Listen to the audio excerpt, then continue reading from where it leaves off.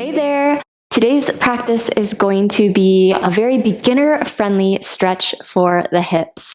So we all know that the hips can be such a tight part of the body, and so many times you will look and see these beautiful and extravagant, crazy yoga poses to stretch the hips, and you look at that and you're like, my body would break if I ever tried to get into this position. So if you have ever thought that before by seeing a yoga class or a yoga pose, please know that this class is going to be very accessible. I'm going to share lots of options and lots of ways for you to make it work for you. And the goal here is just to get a little hip relief, okay? So it does not need to be extravagant. It does not have to be over the top. We just want to move our hips in a variety of ways that feels really, really good, okay? So we're going to get started in a comfortable seat.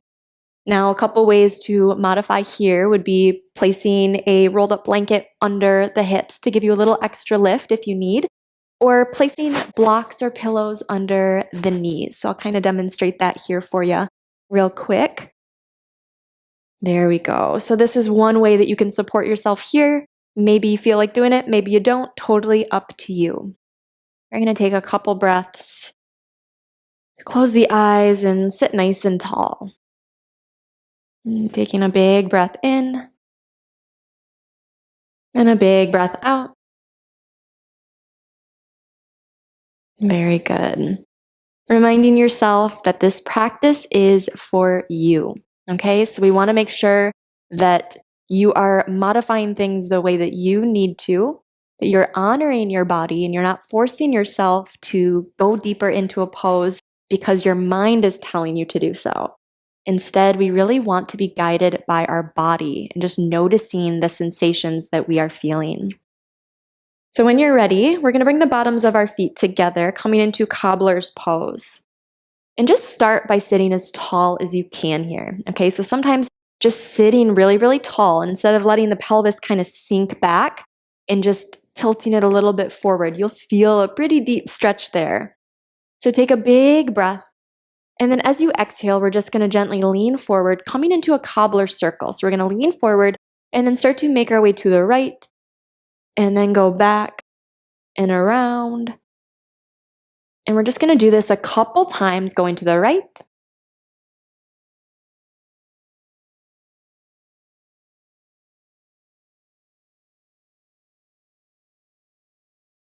When you come back to center, kind of leaning forward, we'll reverse the circle. So this time going to the left, making your way around. And remember, this can be really big circles or they can be smaller circles, depending on what feels good for you, wherever you are feeling a good stretch.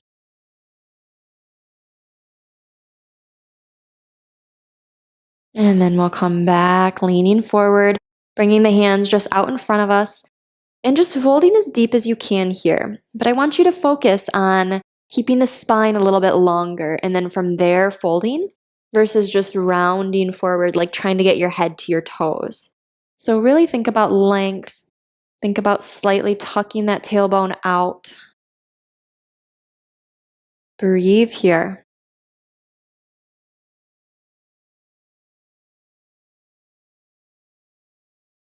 One more breath. Very good. Start to bring those hands back in. Very good. From here, we're going to come onto our hands and our knees, coming into tabletop.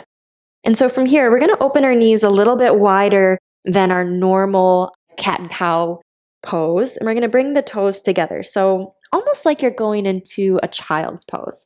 And we're going to sway the hips over to the right. You should feel a stretch kind of in that inner thigh area or anywhere in that general region. Come back to center, sway the hips over to the left.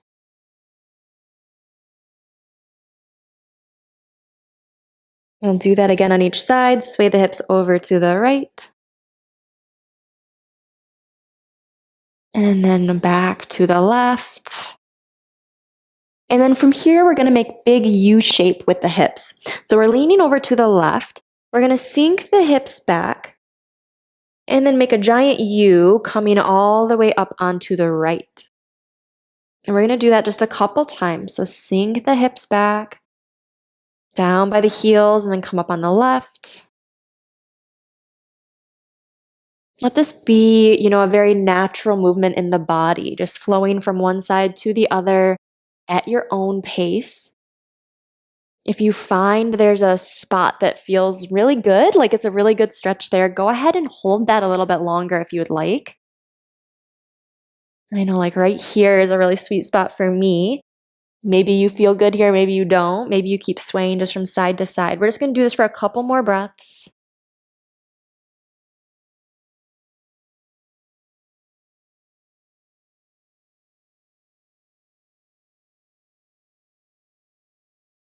Very good.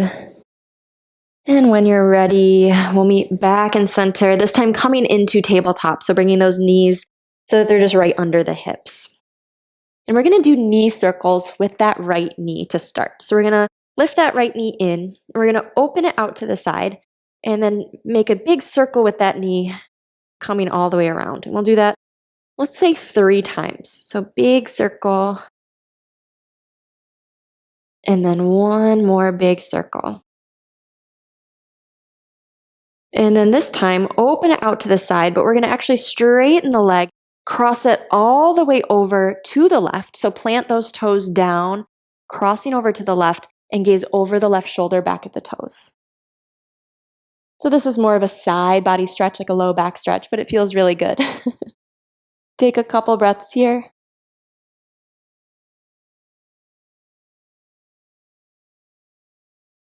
And then come back to center. Okay, we'll do this on the left side now. So hug that left knee into the chest, open it out and around for 3, and 2, and 1. Very good.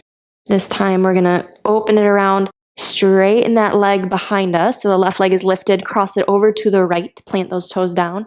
Gaze over the right shoulder, back at the toes, and take a couple breaths here.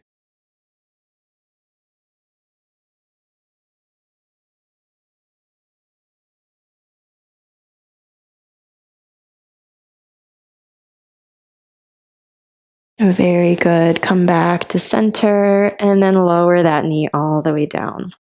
Very good. We're going to go ahead and grab a block. We're going to come into a yoga squat, and I'm going to show you my favorite variation with a block. Now, some people don't need a block at all, but I want to make sure that I share this variation with you. So we'll place the block down, and we're going to stand in front of the block. The toes are going to point out to the side, and they're about the width of your mat. Okay, so your feet are pretty wide, and you can adjust accordingly. And we're going to put a deep bend coming into a seat on that block. Hands come to heart center. And then we're going to use the elbows to press into the knees, keeping the spine nice and long. Heels are rooted down if you're able to get them down. And just take a couple breaths here. Now I'll adjust so that you can see me head on here.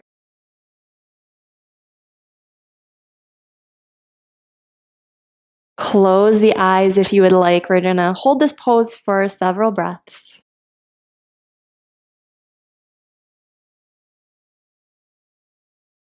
If you would like to go deeper, you have the option of bringing the hands down to the mat and starting to walk them forward.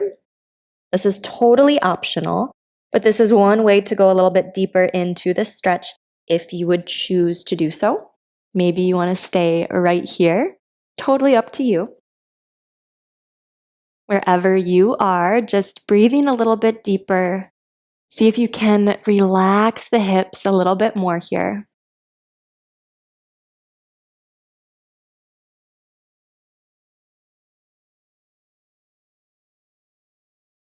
Take one more really deep breath in and out. Very good. Bring the hands all the way down to the mat. Slowly start to stand up. Shake those hips out a little bit. We'll move the block over to the side. And then we'll meet in a downward dog. So spread the fingers wide. Ooh, baby. Maybe bend one knee at a time here. Just giving yourself a moment to feel this downward dog, especially if this is the first downward dog you've done today. And we're going to sweep the right leg back behind. And then we're going to bend the knee, open the hip. It's okay if there's a bend in that left leg. If you're able to straighten it, you can straighten it. And we're going to step that right foot all the way forward between the hands. We're going to come into warrior two. So the back heel is going to spin down, rise up. So now our hips and our upper body are facing the long edge of the mat. The front knee is directly over that front heel. Now what I see a lot of times, especially if your hips are tight, is that knee likes to collapse in. So if that's happening to you, just gently press that knee back. Keep that back leg nice and straight, and those back toes are pointed to the long edge of the mat. So you're pressing through the outer blade of that back foot. Very good. Let's take 3 breaths here in our warrior two.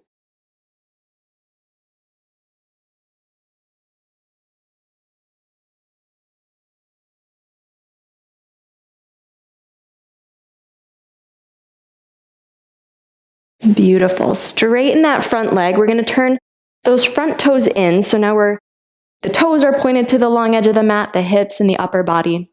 Arms reach up, and we're going to come into a wide forward fold. So bend forward, bending at the hips. If you need a block or maybe 2 blocks for a little extra lift here, go ahead and grab those. But like we did in our cobbler pose, I want you to focus on tipping that tailbone back. Instead of kind of curling it under, we want to lengthen that low back, lengthen that tailbone. Very good. Let's take a couple more breaths.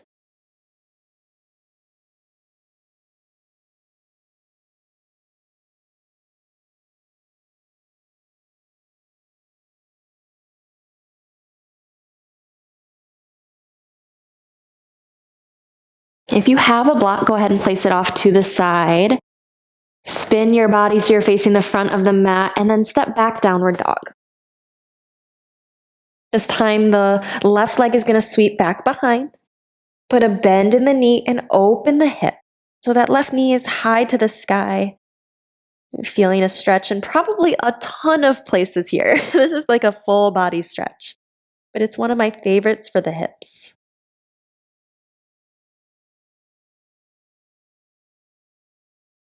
Take a nice deep breath.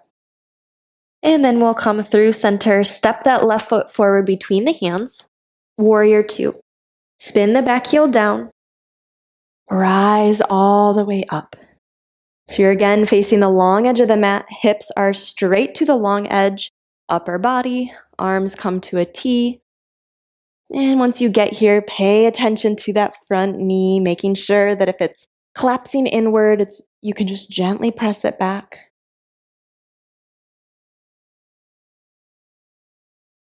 Breathe a little deeper here.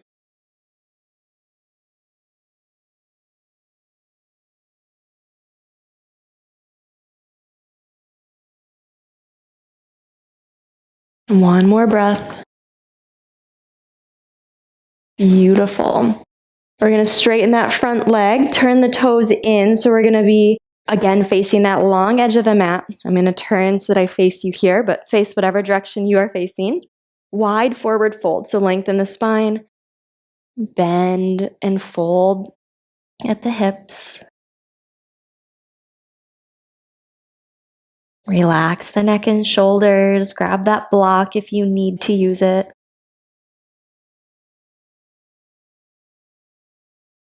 Maybe sway the hips a little bit side to side. Let there be a little bit of a flow in your wide forward fold.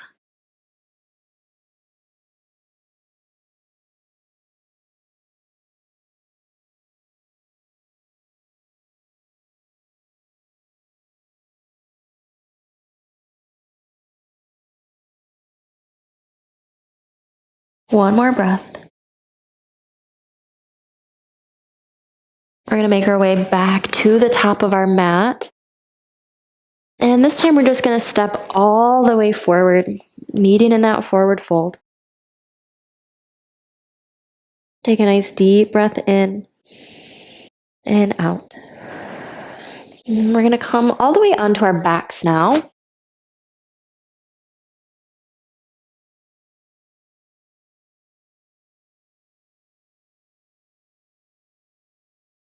We're going to come into reclined pigeon pose. So we're going to start with the right side. So we're going to take that right ankle and cross it over the left knee and let that right knee just gently fall open however that happens in your body. Don't force it here. We'll interlace the hands behind that left thigh and then hug the legs in towards the body.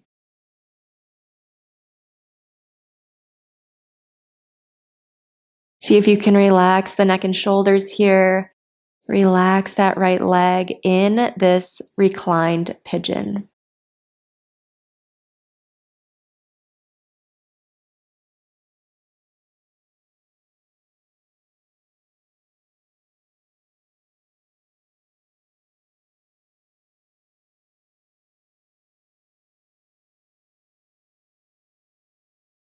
This is such a good pose to practice in bed in the morning or before you go to sleep at night.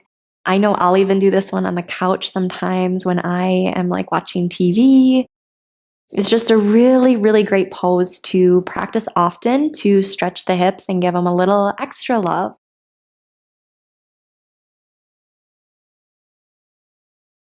Take one more breath and release the legs. Uncross, and we'll do the other side. So this time, that left ankle is going to cross over the right knee, and let that left knee just open naturally. Interlace the hands behind the right thigh and hug the legs in towards the body. Now, I should share that maybe you just stay right here. You don't necessarily have to hug the legs in if that feels too intense, or if to hug the legs in, you have to lift the upper body off of the mat. So we want the upper body to be completely relaxed. And maybe you just stay here, letting that knee open, and this is good enough for you. So again, make this practice work for you, work with your body.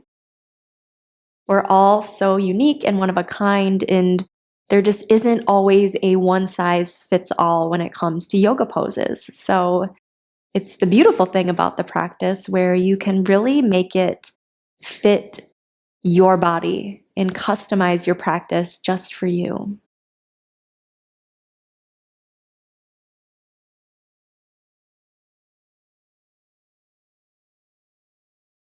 Let's take a few more breaths here.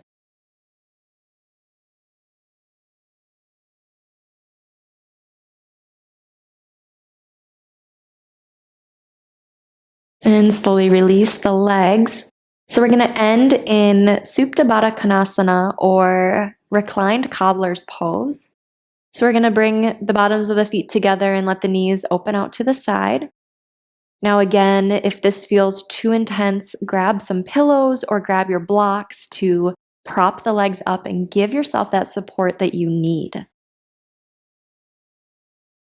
You might even like to widen your stance a little, moving the feet a little bit further away from the hips, or maybe bring them closer in, whatever feels natural for you. Place one hand on the heart, one hand on the belly, and just start to feel and notice the breath as it flows in and out.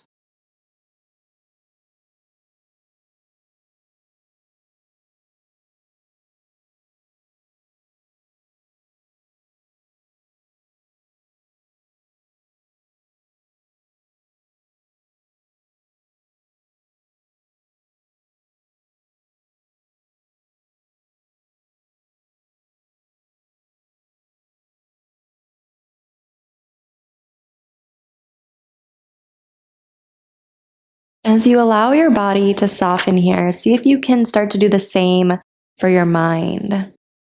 And so when your mind starts to wander to, what are you going to eat today after practice? What's on your to-do list?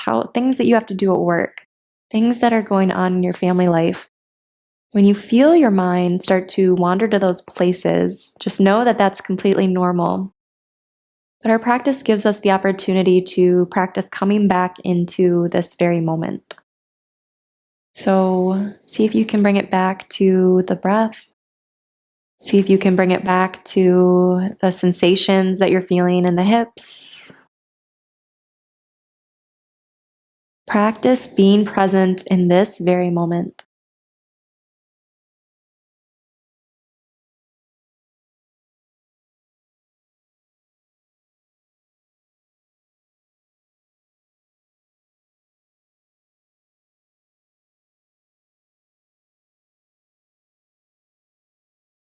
You're welcome to stay here in your reclined cobbler for as long as you would like.